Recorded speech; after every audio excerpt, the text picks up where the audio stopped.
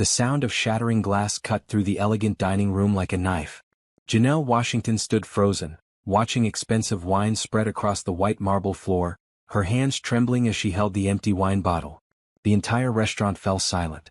Every eye in the room turned toward her, and she could feel the weight of their stares pressing down on her shoulders like a heavy blanket. "You clumsy fool." The man's voice boomed across the restaurant, making Janelle's heart race. Mr. Richard Sterling, one of the wealthiest men in Atlanta, stood up from his table, his face red with anger. His expensive suit was stained with the red wine, and his eyes burned with fury. "Do you have any idea how much this suit cost? More than you make in a year, I guarantee it." Janelle's throat felt dry as sandpaper. She had been working at La Belle restaurant for 3 years, and nothing like this had ever happened before. Her hands shook as she bent down to start cleaning up the mess, but Mr. Sterling wasn't finished. "Don't you dare touch anything else," he shouted, pointing his finger at her. "You people are all the same, careless, lazy, and good for nothing. I should have known better than to expect decent service in a place that hires people like you." The words hit Janelle like physical blows. Around the restaurant, other diners whispered and pointed. Some pulled out their phones to record the scene. Janelle felt heat rise in her cheeks, not from embarrassment, but from a deep anger that started in her chest and spread through her whole body. She thought about her grandmother's words from that morning. Grandma Rose had been getting ready for another round of chemotherapy, her thin hands shaking as she tried to button her sweater. "Baby girl," she had said, "remember what I taught you. Sometimes the hardest thing in life isn't standing up for yourself, it's knowing when to stay silent and when to speak up." Now, standing in this fancy restaurant with broken glass at her feet and a powerful man screaming at her, Janelle knew this was one of those moments her grandmother had prepared her for. Mr. Sterling continued his rant, his voice getting louder. "I demand to speak to your manager immediately. People like you shouldn't be working in establishments like this. You belong in fast food, not fine dining." Tanya, Janelle's best friend and fellow waitress, rushed over with cleaning supplies. She gave Janelle a look that said, "Stay calm," but Janelle could see the anger in her friend's eyes too. Tanya had grown up in the same neighborhood as Janelle, and they both knew what it felt like to be looked down on because of the color of their skin. The restaurant manager, Mr. Stevens, hurried over, his face pale with worry. He knew Mr. Sterling was a regular customer who spent thousands of dollars every month. "Sir, I apologize deeply for this incident. We'll take care of your cleaning bill immediately and provide you with a complimentary meal." "A complimentary meal?" Mr. Sterling laughed bitterly. "Do you think that fixes this? I want this incompetent waitress fired immediately. I won't stand for this kind of treatment." Janelle felt something break inside her chest. Not from sadness, but from a strength she didn't know she had. She thought about her grandmother, who had taught in segregated schools and faced much worse than this. She thought about her mother, who worked 2 jobs to put Janelle through college. She thought about all the time she had bitten her tongue when customers were rude, all the time she had smiled when she wanted to cry. The broken glass crunched under her feet as she stood up straight, her back tall and proud. Every person in the restaurant was watching her, waiting to see what she would do. Some expected her to cry, others expected her to run away in shame. But Janelle Washington had been raised by strong black women who taught her that her worth wasn't determined by what others thought of her. Mr. Sterling was still talking, still demanding that she be fired, still using words that cut deep. But something had changed in Janelle's face. The fear was gone, replaced by a quiet dignity that seemed to fill the entire room. She looked directly at Mr. Sterling, her voice steady and clear when she finally spoke. "Sir, I apologize for spilling wine on your suit. But I won't apologize for who I am or where I come from." The restaurant grew even quieter if that was possible. Mr. Sterling's mouth fell open slightly, as if he couldn't believe she was speaking back to him. "You want to know something about people like me?" Janelle continued, her voice growing stronger with each word. "We work hard for everything we have. We treat people with respect even when they don't deserve it. And we know the difference between having money and having class." The silence in the restaurant stretched like a taut wire ready to snap. Mr. Sterling's face had gone from red to purple, and Janelle could see the veins standing out on his forehead. She had never spoken to a customer like this before, but something deep inside her refused to back down. "How dare you speak to me that way?" Mr. Sterling sputtered, his fist clenching at his side. "Do you know who I am? I could buy this restaurant and fire every single one of you." But before Janelle could respond, a small voice cut through the tension like a ray of sunshine through storm clouds. "Daddy, why are you being so mean to the nice lady?" Everyone turned to see a little girl with curly brown hair and big brown eyes standing beside Mr. Sterling's table. She couldn't have been more than 8 years old, and she was looking up at her father with confusion and disappointment written all over her face. "Emma, go back to your seat," Mr. Sterling said sharply, but his daughter didn't move. "But Daddy, you always tell me to say please and thank you to people who help us. You said that's what good people do." The little girl's voice was clear and innocent, but her words hit the restaurant like thunder. Janelle felt her heart soften as she looked at the child. Despite everything that had just happened, she couldn't help but smile at the little girl's honesty. Mrs. Sterling, who had been sitting quietly at their table, finally stood up. She was an elegant woman with kind eyes, and Janelle could see she was embarrassed by her husband's behavior. "Richard, that's enough," she said quietly but firmly. "Patricia, stay out of this," Mr. Sterling snapped, but his wife walked over to where Janelle was standing. "I'm so sorry," Mrs. Sterling said to Janelle, her voice genuine and warm. "There's no excuse for how my husband just treated you. Please accept my apology." Janelle looked into the woman's eyes and saw real kindness there. "Thank you, ma'am. I appreciate that." Little Emma tugged on her mother's dress. "Mommy, can we help the lady clean up the glass? You always tell me we should help when someone makes a mess." The innocence of the child's words seemed to wake up everyone in the restaurant. Several diners who had been recording the incident quietly put their phones away, looking ashamed of themselves. Tanya, who had been cleaning up the broken glass, stood up and put her hand on Janelle's shoulder. "You okay, girl?" she whispered. Janelle nodded, but she could feel her emotions swirling inside her like a hurricane. Part of her was angry, part of her was hurt, and part of her was proud that she had finally stood up for herself. Mr. Sterling looked around the restaurant and seemed to notice for the first time that everyone was staring at him. But instead of shame, his face showed even more anger. "This is ridiculous. I'm a paying customer and I deserve respect." "Respect is something you earn, sir," came a voice from across the restaurant. An elderly black man in a military uniform stood up from his table. "And from what I just saw, you haven't earned any." Other diners began to murmur their agreement. A woman at a nearby table shook her head and said, "That poor girl was just doing her job." Mr. Sterling realized that the tide had turned against him. Instead of sympathy, he was facing a room full of people who were disappointed in his behavior. His business reputation was built on being seen as a respectable member of the community, and right now he looked anything but respectable. "Come on, Patricia. Emma. We're leaving," he said sharply, grabbing his jacket from the back of his chair. But his daughter didn't move. Instead, she walked over to Janelle and looked up at her with those big brown eyes. "I'm sorry my daddy was mean to you. He's not usually like this." Janelle knelt down to the little girl's level, her heart melting despite everything that had just happened. "It's okay, sweetheart. Sometimes grown-ups have bad days and forget their manners." "My name is Emma," the little girl said with a shy smile. "What's your name?" "I'm Janelle." "It's very nice to meet you, Emma." Emma reached into her small purse and pulled out a crumpled $5 bill. "This is my allowance money. Can I give it to you to say sorry for my daddy?" The gesture was so pure and innocent that Janelle felt tears spring to her eyes. Around the restaurant, she could hear people making soft sounds of sympathy and appreciation for the child's kindness. "That's very sweet of you, Emma, but you keep your allowance money. The fact that you want to help is more valuable than any money." Mrs. Sterling walked over and put her hand on her daughter's shoulder. "Emma, we need to go now." As they walked toward the exit, Mr. Sterling storming ahead of them, little Emma turned back and waved at Janelle. "Bye, Miss Janelle. I hope I see you again." The restaurant slowly returned to normal, but Janelle could feel that something had changed. She had found her voice, and she had used it to stand up for herself in a way that made her grandmother proud. 3 days had passed since the incident at La Belle restaurant, and Janelle couldn't stop thinking about what had happened. She had expected to be fired immediately, but to her surprise, Mr. Stevens had pulled her aside after Mr. Sterling left and told her she handled the situation with more grace than the customer had shown. "That took real courage, Janelle," he had said. "I've been in this business for 20 years, and I've never seen someone stand up for themselves with such dignity." But Janelle wasn't thinking about courage as she sat in the waiting room of the cancer treatment center with her grandmother. Grandma Rose was getting her weekly chemotherapy, and the treatments were getting harder on her body each time. "Tell me about work, baby girl," Grandma Rose said, her voice weak but her eyes still bright with interest. "You seem different today. Something happened, didn't it?" Janelle had been trying to decide whether to tell her grandmother about the incident.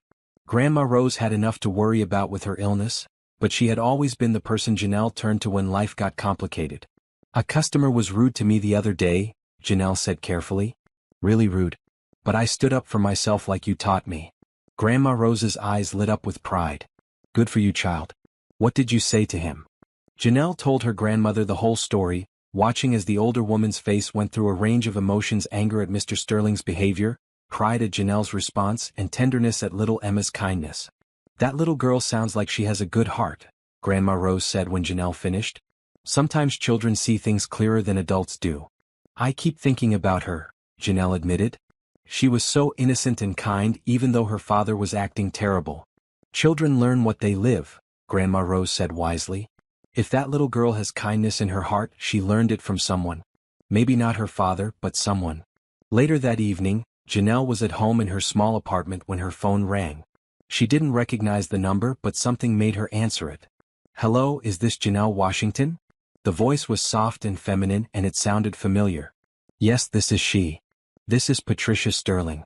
We met at the restaurant the other day when there was an incident." Janelle's heart started beating faster. Why would Mr. Sterling's wife be calling her? "I hope you don't mind that I got your number from the restaurant," Mrs. Sterling continued. "I told them I wanted to personally apologize for my husband's behavior." "You don't need to apologize, Mrs. Sterling. You weren't the one who was rude. Please call me Patricia. And yes, I do need to apologize. Richard is my husband and Emma is our daughter. What happened that day was wrong, and I'm ashamed that my daughter had to see her father act that way." Janelle could hear genuine regret in the woman's voice, and it touched her heart. "Your daughter is a wonderful little girl. She has such a kind heart." "She does," Patricia agreed, and Janelle could hear the smile in her voice. "She hasn't stopped talking about you since that day. She keeps asking when she can see Miss Janelle again." There was a pause, and then Patricia continued. "I have a confession to make. Emma isn't the only one who's been thinking about you. What you said that day about the difference between having money and having class, it really affected me." Janelle wasn't sure what to say to that. "I've been married to Richard for 12 years, Patricia went on. "He wasn't always like this. Success changed him, made him think he was better than other people. But seeing him through your eyes that day and through Emma's eyes, it made me realize how much he's changed." "I'm sorry if I caused problems in your family," Janelle said, though she wasn't really sorry for standing up for herself. "You didn't cause anything," Patricia said firmly. "You just held up a mirror and we didn't like what we saw reflected back." The conversation continued for another 20 minutes, and Janelle found herself genuinely liking Mrs. Sterling. The woman was intelligent, kind, and clearly loved her daughter very much. "I have a favor to ask," Patricia said near the end of the call. "Emma has been begging me to see you again. I know this might sound strange, but would you be willing to meet us for lunch sometime? Not at La Belle, somewhere more casual." Emma would be thrilled, and honestly, so would I. Janelle thought about it. Every instinct told her to say no, to keep her distance from the Sterling family. But then she thought about little Emma's innocent face and her genuine kindness. "I'd like that," she heard herself saying. "But only if you're sure." "I'm absolutely sure," Patricia said with warmth in her voice. "Thank you, Janelle. This means more to me than you know." After they hung up, Janelle sat in her apartment thinking about how strange life could be. 3 days ago, she had been humiliated by a billionaire in front of a room full of people. Now his wife was asking to be her friend. She thought about what her grandmother would say about this situation, and she could almost hear Grandma Rose's voice. Sometimes the hardest situations lead to the most unexpected blessings. The small cafe where Janelle agreed to meet Patricia and Emma was nothing like the fancy restaurant where they had first encountered each other. It was a cozy place in downtown Atlanta that served comfort food and had checkered tablecloths instead of fine linen. Janelle arrived a few minutes early and chose a table near the window where she could watch for them. When Emma spotted her through the glass, the little girl's face lit up like Christmas morning. She tugged on her mother's hand and practically dragged her into the cafe. "Miss Janelle. Miss Janelle." Emma called out, running over to the table with her arms outstretched. Janelle stood up and caught the little girl in a warm hug. "Hello there, Emma. It's so good to see you again." Patricia followed behind, looking nervous but hopeful. She was dressed much more casually than she had been at the restaurant, jeans and a simple sweater instead of the elegant dress she'd worn before. "Thank you so much for agreeing to meet us," she said, giving Janelle a genuine smile. "Thank you for asking," Janelle replied, and she meant it. There was something about this woman and her daughter that had touched her heart. Emma chattered excitedly as they ordered their food, asking Janelle dozens of questions about her job, her favorite color, and whether she liked puppies. Her enthusiasm was infectious, and Janelle found herself laughing more than she had in weeks. "Emma, let Miss Janelle eat her sandwich," Patricia said gently when her daughter paused for breath. "It's okay," Janelle said with a smile. "I love her energy. She reminds me of myself when I was her age, always asking questions and never sitting still." "Tell me about when you were little," Emma said, leaning forward with interest. Janelle thought for a moment. "Well, I lived with my grandmother because my mama worked 2 jobs to take care of us. Grandma Rose used to tell me stories about when she was a teacher, and she taught me that learning was the most important thing in the world. My mommy teaches me things too," Emma said proudly. "She's teaching me to speak Spanish and to play piano." Patricia blushed slightly. "I studied music in college before Emma was born. I don't perform anymore, but I still love to play." "What made you stop performing?" Janelle asked gently. Patricia's expression grew thoughtful. "Life, I guess. Marriage, having Emma, trying to be the perfect wife for a successful man. Somewhere along the way, I forgot about the things that made me happy." There was something in Patricia's voice that made Janelle look at her more closely. Behind the expensive clothes and perfect makeup, she could see sadness in the woman's eyes. "Do you still have your piano?" Janelle asked. "Oh yes," Emma answered for her mother. "It's in our music room, but Mommy doesn't play it very much anymore. Daddy says it's too loud when he's working." Patricia looked embarrassed. "Richard works from home a lot, and he needs quiet for his business calls." Janelle nodded, but she was beginning to understand more about the Sterling family dynamics. It seemed like Mr. Sterling controlled more than just his business empire. "Can you play something for us sometime?" Emma asked her mother hopefully. "Please? I bet Miss Janelle would love to hear you play." "Maybe someday, sweetheart," Patricia said softly. As they finished their lunch, Emma asked if she could go look at the dessert display case. When she was out of earshot, Patricia turned to Janelle with tears in her eyes. "I owe you an apology that goes deeper than what happened at the restaurant," she said quietly. "I've been watching my husband treat people badly for years and I never said anything. I told myself it was just business stress, or that it wasn't my place to interfere. But watching him treat you that way, seeing it through Emma's eyes, I realized I've been part of the problem by staying silent." Janelle reached across the table and touched Patricia's hand. "You can't control what other people do. You can only control how you respond." "That's exactly what I've been thinking about," Patricia said. "Emma's been asking me why her daddy was so mean to you, and I didn't know what to tell her. How do you explain to an 8-year-old that sometimes people with power think that gives them the right to be cruel?" "You tell her the truth," Janelle said simply. "Age appropriately, but the truth. That everyone deserves to be treated with respect, no matter what their job is or what they look like. That having money doesn't make you better than anyone else." Patricia nodded, wiping her eyes with her napkin. "Emma's been asking if she can see you again. She talks about you constantly, how brave you were, how kind you were to her even after her father was horrible to you." "I'd love to see her again too," Janelle said honestly. "She's a special little girl. Would you consider being her friend?" Patricia asked hesitantly. "I know it's a lot to ask given everything that's happened.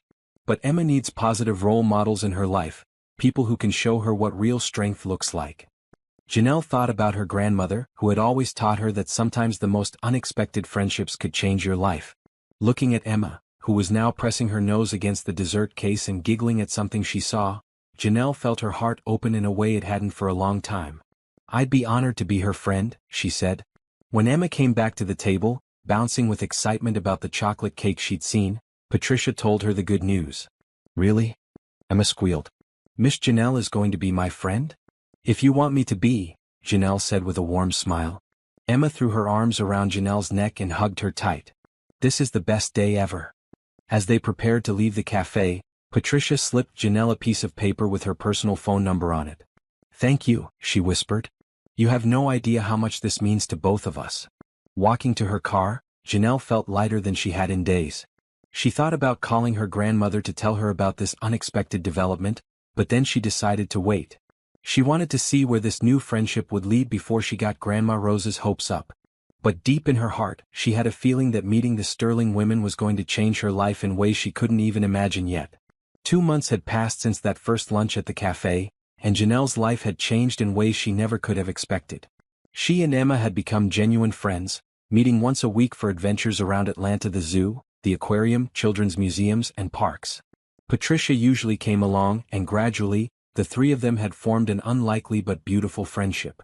Janelle had also learned more about the Sterling family situation. Mr. Sterling traveled frequently for business, and when he was home he was usually locked in his office making deals and shouting at people over the phone. Patricia and Emma had become used to tiptoeing around the house, trying not to disturb him. "Sometimes I feel like I'm living with a stranger," Patricia had confided to Janelle during one of their coffee dates while Emma played at the nearby playground. "The man I married was ambitious, but he was also kind. Success has changed him into someone I barely recognize. Today was different though." Today, Emma had asked if she could visit Janelle's grandmother. Grandma Rose's health had taken a turn for the worse, and she was spending more time in the hospital than at home.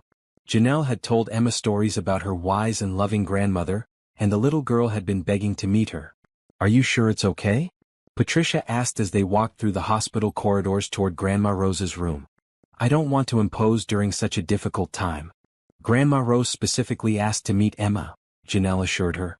"She says she wants to meet the little girl who has such a big heart." When they entered the room, Grandma Rose was sitting up in bed, her thin frame propped up by pillows. Despite her illness, her eyes were bright and alert, and she smiled warmly when she saw them. "This must be Miss Emma," Grandma Rose said, extending her hand to the little girl. "I've heard so many wonderful things about you." Emma walked over to the bed without any fear or hesitation. "Are you really Janelle's grandma? She says you're the smartest person she knows." Grandma Rose chuckled, a sound that warmed Janelle's heart. "Well, I don't know about smartest, but I've been around long enough to learn a few things. And you must be Mrs. Sterling." Patricia stepped forward and took Grandma Rose's hand gently. "Please call me Patricia. And thank you for letting us visit. Janelle talks about you all the time." "She's told me about both of you too," Grandma Rose said, her eyes twinkling. "Emma, come sit here beside me. I want to hear about your adventures with my granddaughter." For the next hour, Emma chattered away to Grandma Rose about their trips to the zoo, their visits to the park, and the books they had been reading together. Patricia and Janelle sat in chairs nearby, watching the sweet interaction between the elderly woman and the young girl. "Mrs. Rose," Emma said suddenly, "Janelle told me you used to be a teacher. Did you teach children like me?" "I taught all kinds of children," Grandma Rose replied. "Rich children, poor children, children of all different colors. You know what I learned in all my years of teaching?" "What?" Emma asked, leaning in closer. "Every child has something special inside them. The most important thing any grown-up can do is help children find that special thing and help it grow." Emma nodded solemnly as if she understood the deep wisdom in those words. "What's my special thing?" she asked. Grandma Rose looked at her thoughtfully. "From what Janelle has told me, I think your special thing is your ability to see the good in people and bring out the best in them. That's a very rare gift." Just then the door to the hospital room burst open, and Mr. Sterling strode in, his face dark with anger. He had obviously been searching for his wife and daughter and was not happy to find them here. "Patricia, what are you doing here? I've been looking everywhere for you and Emma." The peaceful atmosphere in the room changed instantly. Emma shrank back against Grandma Rose, and Patricia stood up quickly, her face pale. "Richard, I told you we were visiting Janelle's grandmother," Patricia said quietly. Mr. Sterling's eyes swept the room, taking in Janelle, her grandmother, and his own family. "This is ridiculous, Patricia. Emma shouldn't be in a place like this, around these people." The words hung in the air like poison. Janelle felt her anger rising, but before she could speak, Grandma Rose's voice cut through the tension. "Mr. Sterling," she said, her voice soft but filled with authority, "I'd like you to meet your daughter." Mr. Sterling looked confused. "What are you talking about? I know my daughter." "Do you?" Grandma Rose asked gently.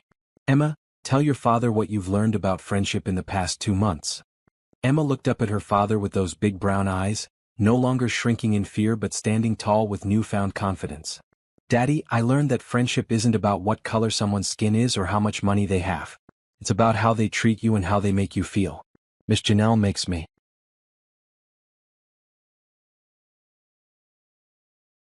feel important and special. She listens to me and teaches me things and never makes me feel like I'm bothering her." Mr. Sterling's face began to soften slightly as he looked at his daughter. "And Mrs. Rose taught me that everyone has something special inside them," Emma continued. "She said my special thing is that I can see the good in people. But Daddy, sometimes I have trouble seeing the good in you." The words hit Mr. Sterling like a physical blow.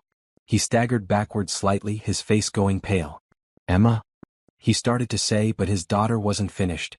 "I love you, Daddy, but I don't like the way you talk to people sometimes.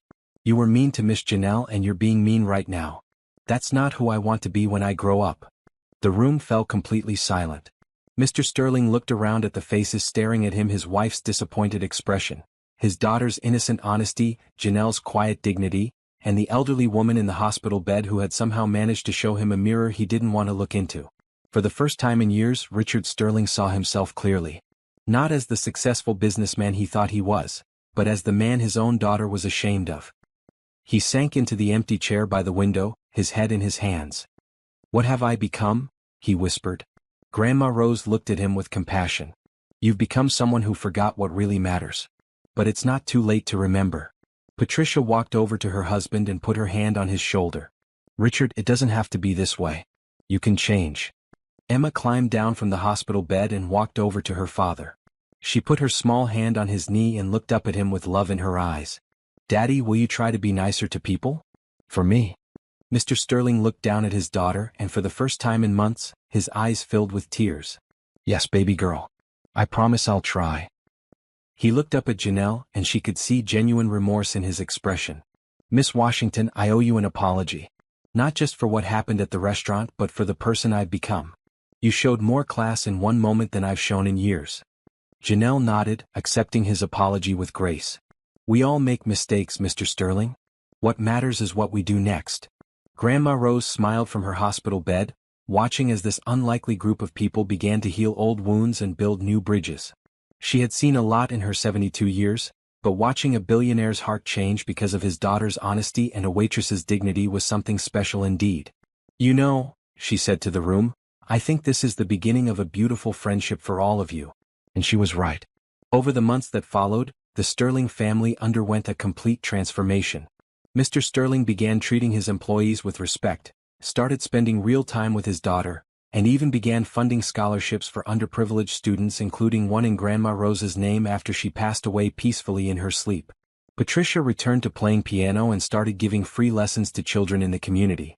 Emma grew up understanding that true wealth comes from the relationships you build and the kindness you show to others. And Janelle? She eventually opened her own restaurant with help from an investor who believed in treating people with dignity. Mr. Sterling had recommended her to several of his business contacts, calling her one of the finest people I've ever had the privilege to know. The restaurant was called Rose's Kitchen in honor of Grandma Rose, and it became known throughout Atlanta not just for its excellent food, but for the way it treated every customer from billionaires to bus drivers with equal respect and kindness. Sometimes the most powerful moments in life come from the simplest acts of courage. Janelle's decision to stand up for herself that day in the restaurant had changed not just her own life, but the lives of an entire family. And it all started with one sentence that shocked everyone, including herself. As Grandma Rose had always said, sometimes the hardest situations lead to the most unexpected blessings. And she had been absolutely right.